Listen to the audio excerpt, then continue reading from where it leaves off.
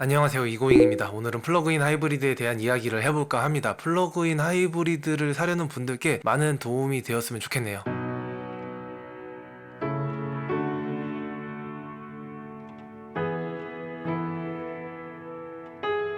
BMW 330이 모델입니다. 지금까지 한 2만 킬로 정도 주행을 했고요. 그동안 느꼈던 점이나 연비나 충전의 고충이나 이런 부분에 대해서 말씀을 드려볼까 합니다. 제가 330E를 사게 된 이유는요, 예전에 BMW 드라이빙 센터에서 일할 때 회사 주차장에 전기차 충전기가 있었거든요. 회사에서 집까지의 거리가 왕복 한 20km 정도 됐었나? 330E가 출시되기도 전이었는데 이상하게 묘하게 자꾸 끌리더라고요. 그때 당시에 샀으면 회사의 무료 충전기도 이용할 수도 있었을 거고 지금보다 더 활용을 잘할 수 있었겠지만 요즘은 장거리를 많이 뛰어야 되는 상황이라서 조금 활용도가 떨어져서 아쉽긴 하지만 그래도 꼭 한번 타보고 싶어서 구매를 하게 됐습니다.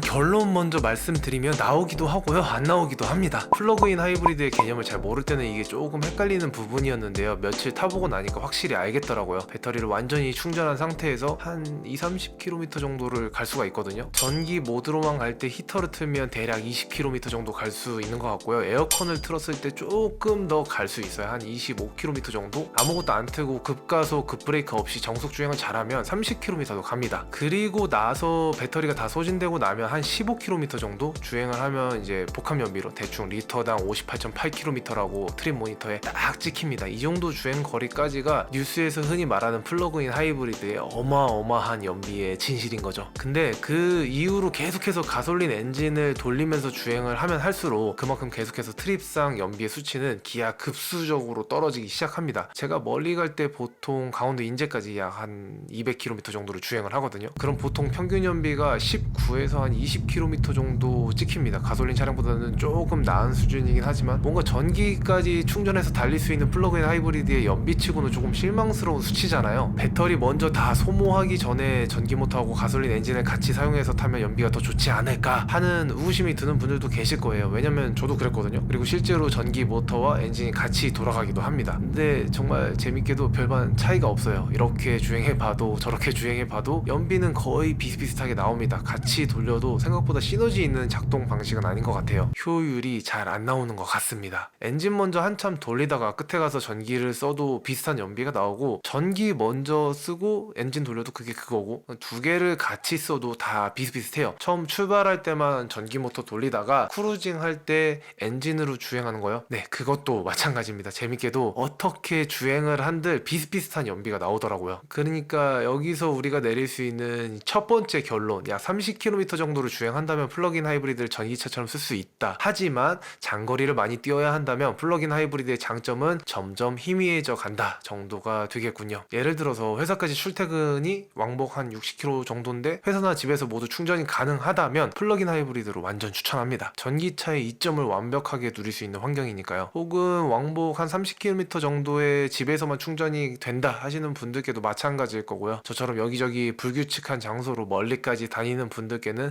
그닥 메리트가 없는 차일 수도 있습니다.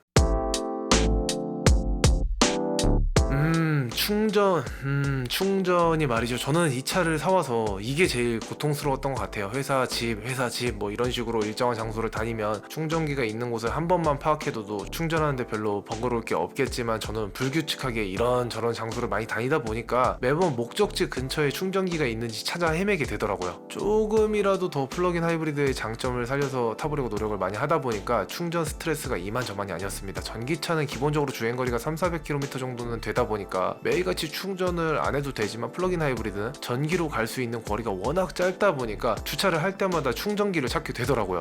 오늘은 비가 이렇게 추적추적 내리기는 하는데 그래도 충전에 성공했습니다. 충전하기 쉽지 않다. 지금 목적지가 조금 멀어서 충전해놓고 바로 갈 수 있는 건 아니고 다른 사람의 차를 얻어 타고 이제 가야 될 것 같아요. 충전하기 힘듭니다. 이렇게 충전기가 좀 멀리 있을 때는 이렇게 남의 차를 이용하는 것도 하나의 방법이 될 수 있습니다. 좀 굉장히 번거롭기는 한데 플러그인 하이브리드를 이용하려면 이렇게 좀 억척스럽게 이용하지 않으면 전혀 무쓸모가 되는 것 같아요.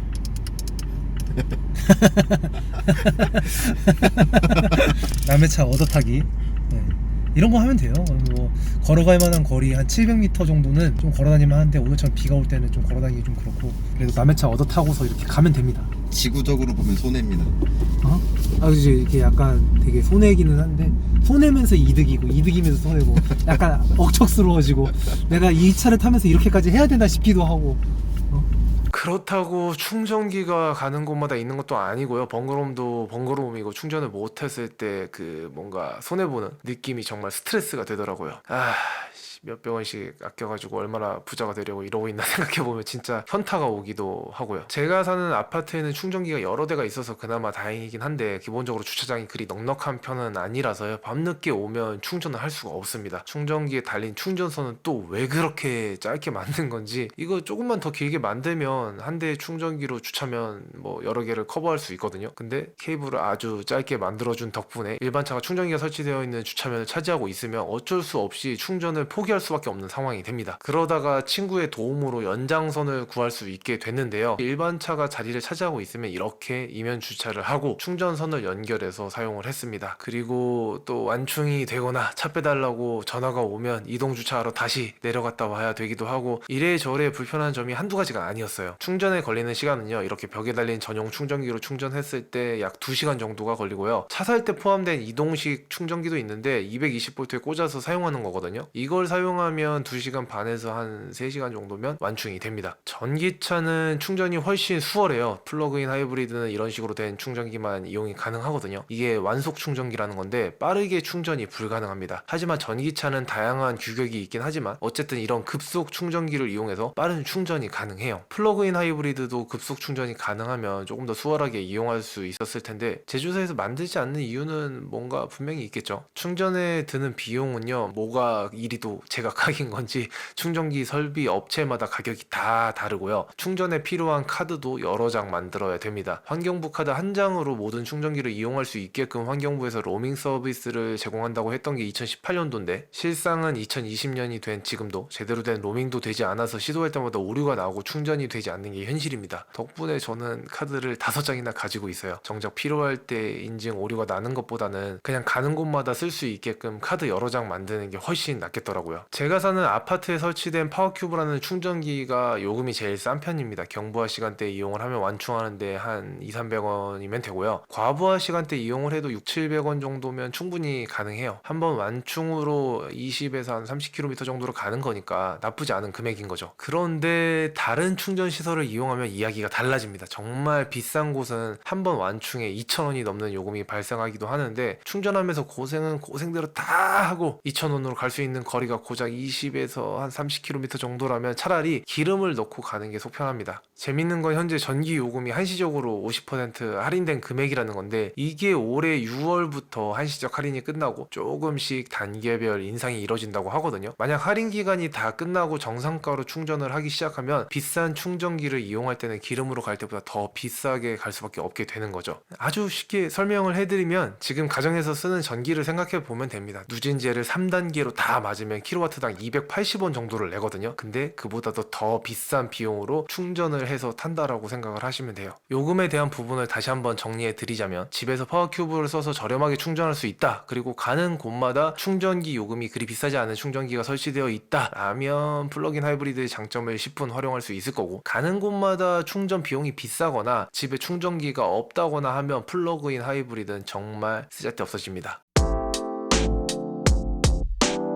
연비는 익히 알고 있어도 전비는 약간 생소하실 겁니다. 전기차가 대중화가 되면서 전기로 갈 수 있는 거리를 사람들이 전비라고 많이들 표현하면서 생긴 단어인데요. 플러그인 하이브리드도 전기차처럼 전기로만 주행이 가능해서 전비를 알 수가 있어요. 제 차에도 이런 식으로 전비가 표기되기도 하고요. 전기차에 비해 플러그인 하이브리드는 전비가 정말 안 좋습니다. 그냥 심플하게 따져보면 일반 전기차에 비해서 무게가 상당히 많이 나가기도 하고요. 무거우면 무거울수록 효율이 떨어지는 건 당연한 일이잖아요. 볼트 EV 같은 경우는 경우는 1620km 정도 되고 코나 EV 같은 경우는 1685kg 정도 되는데요. 제가 타는 330E의 경우에는 1800kg 정도가 나가기 때문에 볼트에 비해서 성인 남자 2명에다가 아이 하나를 더 태우고 다니는 느낌이라고 봐도 되겠네요. 아무래도 엔진에 미션에 배터리하고 모터까지 실려 있으니까 이 부분에 있어서는 유리할 수 있는 부분이 하나도 없습니다. 하나 있긴 있네요. 승차감 부분이 좋아지긴 하는데 이건 330E 시승기에서 왜 승차감이 좋아지는지에 대해서 말씀을 드리도록 할게요. 그뿐만이 아니라 330E 같은 경우는 재밌게도 엔진과 미션 사이에 모터가 위치하게 되는데 이러한 구조 때문에 전비가 더 안 나오는 것 같기도 합니다. 전기차의 경우에는 모터와 감속기가 있고요. 이 감속기라는 게 내연기관차로 치면 변속기 같은 역할을 하는데, 그러니까 모터의 RPM을 주행 속도에 맞춰서 변환해주는 장치인데 이걸 통해 바로 바퀴로 구동력을 전달하거든요. 근데 330E의 경우에는 모터가 미션을 거치고 드라이브 샤프트를 지나서 디퍼런셜을 통해서 좌우 바퀴로 구동력이 전달됩니다. 거치는 단계도 많고 저항도 아무래도 더 강하게 걸리는 부분들 때문에 아무래도 전기차에 비해서 전비가 안 좋을 수밖에 없는 거겠죠. 제 차의 경우는 급가속, 급감속을 피하면서 연비주행을 아무리 잘해도 킬로와트당 4에서 5km 수준밖에 못 갑니다. 코나 EV 같은 경우는 제가 제주도 놀러가서 한 3박 4일 정도를 타봤는데 급가속, 급감속을 반복해도 6km 이상 주행이 가능하고요. 연비주행까지 잘하면 킬로와트당 9에서 10km 정도도 주행이 가능하더라고요. 플러그인 하이브리드의 이런 낮은 효율성 때문에 전기 요금이 오르면 오를수록 주행 비용도 꽤나 많이 올라가게 돼서 플러그인 하이브리드의 메리트가 크게 사라지고 말게 됩니다. 분명히 장점도 가득한 차기는 한데 너무 단점 위주로 말씀을 드린 것 같아서 지금부터는 플러그인 하이브리드의 진가에 대해서 말씀을 드리도록 하겠습니다. 우선 가장 먼저 주행거리가 짧다면, 이 짧다면이라는 단서가 붙어요. 주행거리가 얼마 안 된다면 전기차처럼 이용할 수 있다는 점이 가장 큰 장점이고요. 승차감 또한 너무 좋습니다. 약간 경이로운 느낌마저 들 정도예요. 전기로 갈 때는 모터가 돌아가는 약간의 윙 하는 소리 말고는 별다른 소리가 들리지 않는데요. 속도가 빨라지면 빨라질수록 노면 소음이 조금 올라오긴 하지만 이건 뭐 타이어를 바꾸면 어느 정도 해결할 수 있는 문제긴 합니다. 3시리즈 같은 경우는 기본적으로 어느 정도 방음도 잘 되어 있는 차기도 하고 출고 타이어가 이 썸머 타이어가 장착이 되어 있긴 하지만 승차감 성능이 극대화된 컴포트 타이어로 바꿔주면 롤스로이스 못지않은 승차감을 느낄 수 있기도 해요. 정말 비단기에 굴러가듯 아주 부드럽게 굴러가는데 그 주행 느낌 같은 게 정말 좋은 편이거든요. 소리 하나 없이 스르륵 미끄러져 가는 그 느낌이 굉장히 좋습니다. 다음은 무시동 히터와 에어컨. 시동 안 걸고도 히터와 에어컨을 이용할 수 있다는 점입니다. 엔진이 돌고 있지 않아도 히터와 에어컨을 켤 수가 있어요. 배터리 소모는 에어컨보다는 히터가 조금 더 사용하는 편이고요. 에어컨 틀고서 정차 상태로 있을 때 배터리 소모가 그렇게 많은 편은 아니라서 한여름 차 안에서 시원한 에어컨 바람을 즐길 수 있습니다. 히터의 경우는 배터리를 상당히 많이 소모하긴 하는데 플러그인 하이브리드에게는 엔진이 있잖아요. 그래서 어느 정도 주행을 해서 냉각수가 일정 온도에 도달하고 나면 히터를 틀어도 배터리를 사용하는 게 아니고 뜨거워진 엔지니어를 이용해서 히터를 가동시키기 때문에 그때부터는 배터리를 소모하지 않습니다. 주행 모드도 다양하게 고를 수 있어요. BMW에는 기본적으로 3가지 주행 모드가 있거든요. 에코, 컴포트, 스포트 뭐 이렇게 3가지 모드가 있는데 플러그인 하이브리드에는 기어 레버 밑에 이렇게 E 드라이브라는 하나의 버튼이 더 있어요. 이 버튼을 눌러서 전기차처럼 완벽하게 전기 모드로 주행이 가능합니다. 시속 한 120, 130 이 정도까지 가속이 가능하고요. 주행거리는 앞서 말씀드린 것처럼 한 20에서 30km 정도 주행이 가능해요. 운전자가 임의로 설정할 수는 없지만 고속도로에서 일정한 속도로 크루징 한다거나 풀악셀에서 가속한다거나 했을 때 일정 조건이 충족되면 엔진과 모터를 동시에 사용하기도 합니다. 그리고 또 엔진만을 가동시켜서 배터리를 충전시키는 모드로 바꿀 수 있기도 하고요. 충전 없이 엔진만 이용해서 주행하는 모드를 선택할 수 있기도 합니다. 다양한 모드로 주행이 가능하기 때문에 상황에 맞게 원하는 모드를 선택해서 주행할 수 있죠. 우리나라에서는 BMW 플러그인 하이브리드는 안타깝게도 그다지 많은 혜택을 받지는 못합니다. 본래 플러그인 하이브리드는 500만원의 구매 보조금과 140만원 상당의 취등록세 혜택을 받을 수가 있는데 330E는 아쉽게도 받을 수가 없어요. 그 이유는 이산화탄소 배출량이 킬로미터당 50g 이하에 1회 충전 주행거리가 30km 이상을 동시에 충족해야 되는데 330E는 조건을 충족하지 못했습니다. 그래도 공영주차장 50% 할인은 받을 수 있는데 이걸로 위안을 삼기에는 조금 많이 아쉽긴 하네요.